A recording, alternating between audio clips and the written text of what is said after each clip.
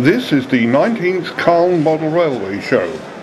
Modellers come from all over the country to show off their layouts. There are trade stands too. Paul Edlington has brought his layout from the Croydon area of South London. Let's have a word with him. Paul, you have a very extensive layout here. You must have been model railwaying for many a long year. How long? I've been doing it since I was 14 years old, so it's been some time, as I'm a little bit older than that now. Right. You couldn't have done all this on your own. Are you part of a team? This is actually my layout, and I have built it myself over a number of years, but I have a team that helped me run it. Just as well, I should think, but it looks quite sophisticated. Why did you choose the station that you did? Well, it's based on Addiscombe in South London, which is where I come from originally, and it's sort of based on when I did my train spotting back in the 70s, and I just fell in love with the place. It didn't date. When it was demolished back in the 90s, it was still the 1960s. It was incredible. I can imagine that you would want to preserve something, even if in miniature.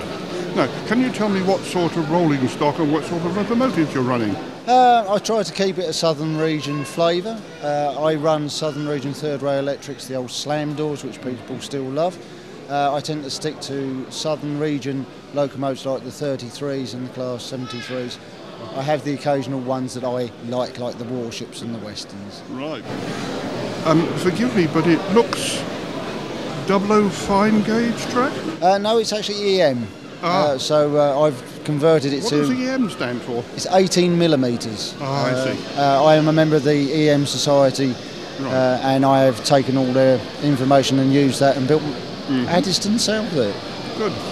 Paul, thank you very much for chatting with me. Thank you very much. Next comes David, who likes the smaller gauges. His is in N gauge. But what is N gauge?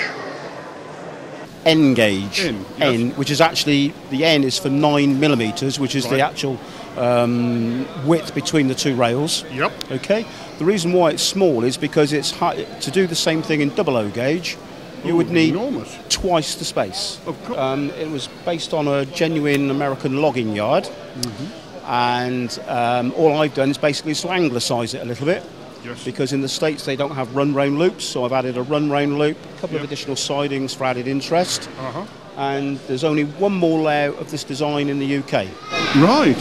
How intriguing is that? And we've pinched the design, so I take no kudos for the design. I hope you've had a lot of takers and watchers, have you? Yes, it's quite good. Most people are interested in the fact that it's the zigzag. Yes, indeed. Because it is unusual. That. Yes, yeah, people. But actually, what it does is to afford a 12-foot run in 4-foot space. That's very useful. And the other advantage is when I go home, I just lift it up and it goes on top of the wardrobe with the dust cover. Very convenient. Out of the way of the grandchildren. Of course. Thank you very much. My pleasure. Engineering works.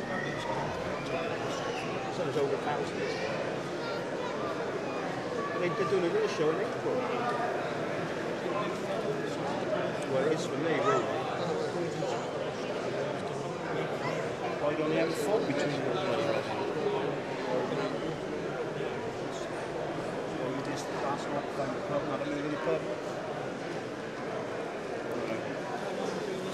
Often layouts are named after a village or a district. But Barry is different. Now, your layout is called Caroline, is it right? It certainly is. Why? It's named after the wife. The first owner of the layout actually called it after his wife, Rachel, set in Georgia in America. As I said just now, it actually, a man by the name of Julian Andrews actually built the layout. And he was down Rail Wells at an exhibition, and he had a price on the front of the layout. And I just took a nice fancy to the layout, and I thought, I got to have that layout, lock, stock and barrel. So I bought it off of the man, took it home, took Rachel off and put Caroline on there. I'm a bit of a fraud. Very tactful, I think. Very good. Now, the thing is, it's relatively small, so presumably it's not that difficult to cart around from exhibition to exhibition. No, I got a Volvo estate, which I use for all the other layouts I got.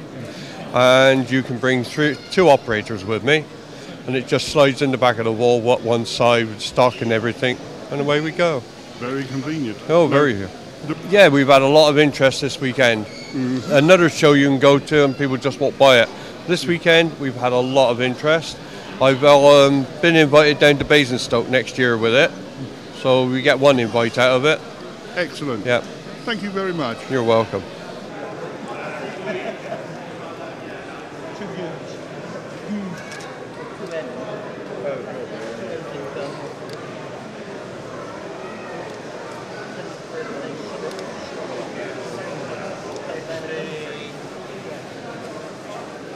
Doesn't he want a flavour? No, it doesn't. Just go in and connect that. No, it's not. Our next modeller has the air of the continent about him. He's Paul, and he models in the bigger stuff. Paul, you've got a very large gauge layout here. What size is it? O? It's O gauge, that's absolutely right. And it's about 16 feet long by 2 feet wide. It's a good long one. But the locomotives and the rolling stock, yeah, all from France? No, they're not. No, they're actually from Italy. In the 1970s and 80s, Lima, the Italian model manufacturer, dipped its toe in O gauge, and they did both diesel and steam locos. And they did a diesel loco from France, one from Britain, one from Italy. So they're still available on eBay. So yeah, I was into French railways, so it seemed a logical thing to do. It must have taken a long time to get everything set up, because it's got quite a lot of line-side features and scenery. Yes, it's taken about 8 years so far. So I've done it all single-handed, and after working on the baseboards and the track, it was a case really of the rolling stock I acquired. It was all second-hand, mainly from eBay, and I just worked through on it, respray it and detail it. It's a good idea. Hooray for the internet. Absolutely. Thank you very much. Absolutely, no problem. No problem.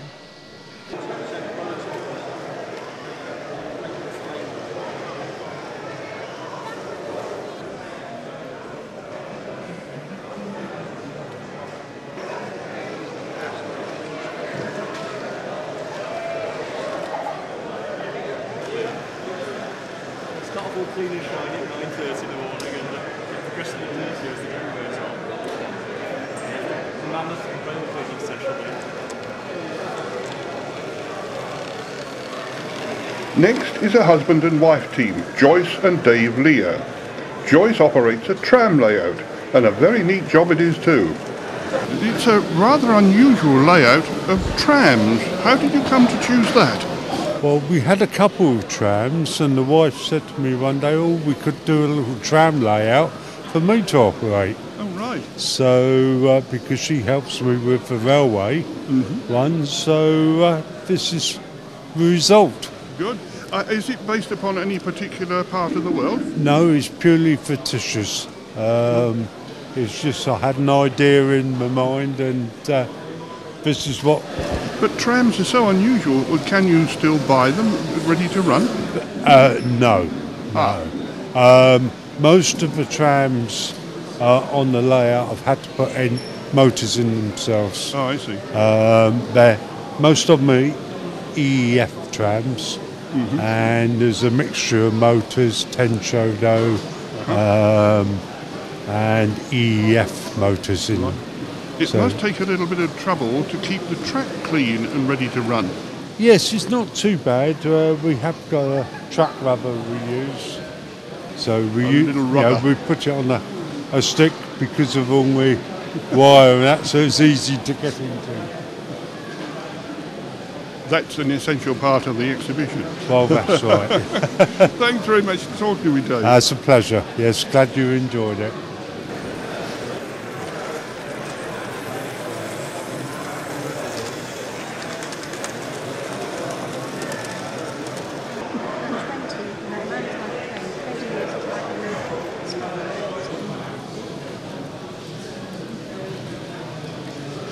Dave, didn't we meet a few moments ago? Yes, we did. with the wife's tram layout. That's true. We've got an entirely different layout this time. Yes. This is N-gauge? N-gauge. Yep, what's it based upon? Once again, purely fictitious. I get an idea in my head. Yep. But it's quite a watery idea this time. There seems to be a fair number of boats about. Yes, barrage. we've done a canal. Yep. Just to complete with change lock? the scenery. Yes, yeah, got 2 locks. What lovely little models you have. It must cost a quite amount of money to keep replacing locomotives or adding to locomotives? Yes, but it's my hobby. Right. So tell us, what have you got here? You've got got a mixture of passenger as well as goods. Yeah, indeed. Just to try to vary it. But the whole layout is so packed with incident and things happening. It Yes, yeah. must have taken you ages to set out the layout of the thing. It took me about a year to build it. A happy year? Oh yes, yeah. Good. Thanks very much, Dave. Thank you very much. Glad you enjoyed that one as well. One of the stands was offering paintings and prints, largely of railway objects. The artist is Alan Ward. Alan, you've got a fine display of paintings here. Are they painted by you? Well, it's very kind of you to say so. Yes, indeed, this is all my work.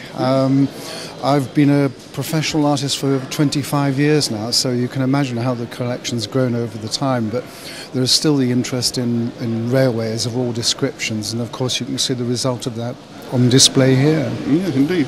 Now, the paintings, are they tremendously expensive? Well, that depends, doesn't it, on your situation. In comparison with what, I ask? I think they're tailored to most people. I think you can actually buy one of my limited edition prints for as little as £17.50.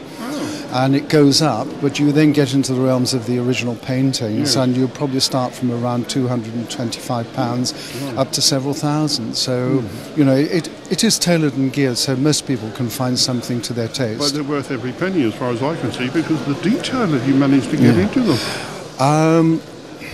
When you're in a subject like railways, I mean, it's a very, very knowledgeable, critical market, and people have so much in their head knowledge of the rail markets. You have to be very careful what you're producing in this area. My background was good because I was a member of the Guild of Railway Artists, and of course alongside some famous names as well. And you do not get into that by painting very poor paintings, and you do have to pick up a lot very, very quickly. So we make sure that most of the paintings produced now are accurate and right. Well, they are a joy to watch. Thank you very much for very kind, about them and very showing kind us. of you to say so. Thank you very much indeed. Dave Finney models in 3mm gauge, not a common size, and it brings its own problems and rewards. Dave, you've got a layout here which is just a little unusual, I think, in as much as the size of the track. Yeah. It's 3mm scale. That used to be T gauge, I seem to TT. remember in my youth. TT. Ah, right. Is it difficult to model in this scale because it's so unusual? Well, there's no ready-to-run models, so you have to make everything, but there are plenty of kits around. Most of the rolling stock on this layout is based on kits, and some of the buildings are as well. So the little complex in front of us of the pub, that's a card kit. And the row of buildings right at the end of the layout in the street, those are card kits. But the station building and the goods shed and the dairy and the engine shed are all scratch built, and the signal box are all scratch built. Sounds like hours of good fun making them. Well, yeah, Mike loves doing it, so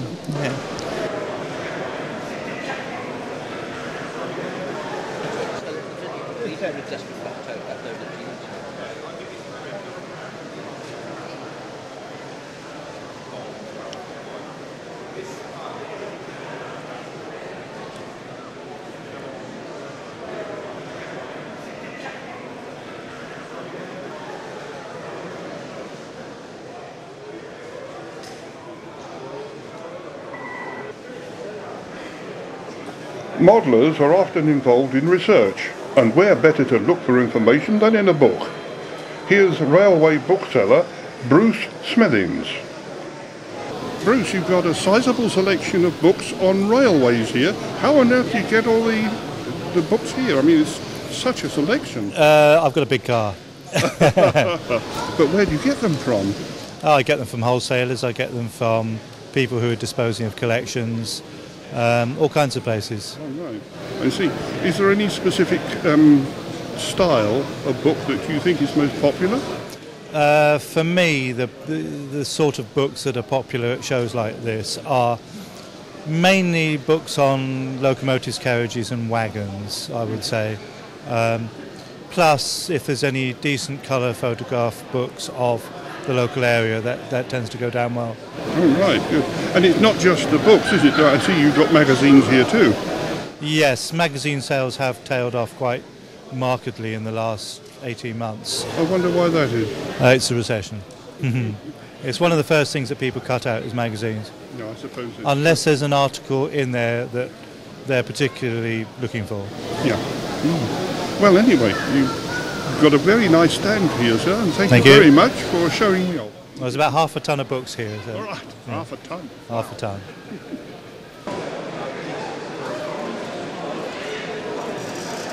The hall is buzzing with activity, much to the delight of the show organiser Neil Mansell.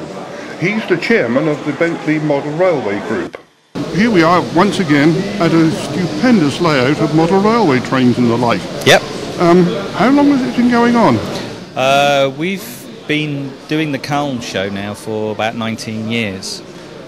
We've been here for about 15 years. Obviously, apart from the 1 year when the Leisure Centre was closed, where we moved out to Caution for a year. But we've been here pretty much all our time. Oh, right. It seems to be enormously popular. Yes, yeah, it is. How do you attract the various exhibitors? Well, we do actually have a waiting list for people to come here. Yeah, we do a lot of searching of the model railway shows. The club members go to various shows and they will see layouts and they will come back and recommend them to Jeff. Give Jeff the details, and then Jeff will contact the exhibitors to see if they want to bring their layouts to the show. And normally we don't often get a refusal, if at all. Well, that's intriguing. Little Bird tells me that because you have so many applications, you are very picky, and on this occasion you're trying to introduce some exhibits which have not been here perhaps before. Is that true? We do try, yeah. We tend to have I try and have a strict rule that if the layout's been within sort of the last 3 or 4 years, then it'll... we try and have a sort of 2 or 3, 4 year gap between the layouts appearing at shows. Depends unless it's a club layout, and we try, if we do make alterations to club layouts, then obviously with it being a club show we will try and bring that layout in, but we do in general try and wait at least 2-3 years before we have a layout back to a show. Well, here we are in 2012. Can you remember which of many exhibits are here for the first time? Which caught your eye? In this show, oh blimey, Whitney Euston's a good one. It's just the snow-covered layout. That's quite an intriguing one. I mean, I'm an N-gauge fan anyway, so anything of the smaller scales to me, I quite like. The little French layout is quite nice as well. Yes. And then obviously we go on to our big layout, which I think is probably would I say best in show? Well, probably from my own perspective, then yes, I would think that one is. But I think that Whitney Euston, the French layout of non-club layouts, I think is probably the better two.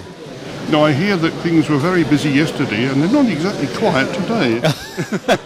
No, yeah. Yesterday we had over 1,000 people through the door yesterday, which is pretty good for us. I mean, it's a club record for one day's attendance. So yeah, as the chairman, I'm very pleased, and I'm sure Jeff, as our treasurer, is even more pleased. I think, Mr. Chairman, you can notch up another success. Well, thank you very much for the interview. Not a problem. Anytime. Mark Cox is showing a snow-covered layout in N-gauge, calling his layout Whitney Euston. Mark, you've got a bit of a tongue-in-cheek title to your stand, haven't you? Whitney Euston, I gather, is based upon Whitney as a place. Is that true? Yeah, it's the original Whitney station before they built the second one, which later became the goods yard. Ah, I see. But it was run by the GWR, and around this area, so many people model GWR. I wanted to model something a bit older that nobody else does, so I went for the Midland. Yep. So the Whitney bit comes just in the Whitney station. Yep. The Euston is just one of the LMS stations. Well, it seemed an obvious thing to do when you look back, doesn't it? Yeah. But it's a lovely layout, and it looks so chilly. Yeah, a lot of comments. I mean, it was just to get away from the summer scene. Yeah. Yeah. And how did you get the snow effect? The snow is Sprayed or something? it's built just the same as the normal summer layout would be done. Yep. Duller colours, and the snow is just a priority powder that was rubbed into the grass and then just hairsprayed down. Just stuck down with hairspray. Yeah. There are ways of doing these things. It looks as if it's N gauge, is it? It's 2mm fine scale. Very similar. Fine scale. Yes, slight 00 to EM gauge. Say that again. It's same as going from 00 to EM. Oh yes, I've come across. Yeah, EM. yeah. In So other words, finer it's track, and close to more. yeah. It took 2.5 years to build, and it's still fettling it now. It looks such fun. I hope you've had a lot of lookers, have you? Oh, a lot of interest in it. Yes. Good. Yeah. Thanks very much indeed. Okay, no trouble. Right.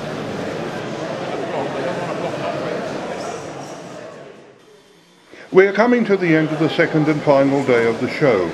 There are still many admirers of the exhibition who seem reluctant to go home.